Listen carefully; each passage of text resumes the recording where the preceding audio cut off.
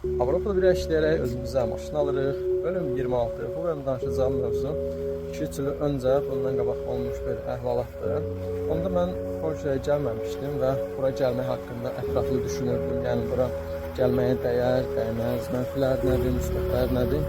O zaman düşünürdüm və o vaxtlar mənə dəstək olanlar və olmayanlar vardı ki, böyük əksəriyyəti dəstək deyildilər və deyirlər ki, sənin Avropada nə işin var, qalmışsan yerində, qal işdə, evin içində 400-500 manata, Avropa küçələrinə nə bilim, pul tökülməyib ki, sən gəlib yığasan və bu tip hər zaman mən fikirlər olmuşdu.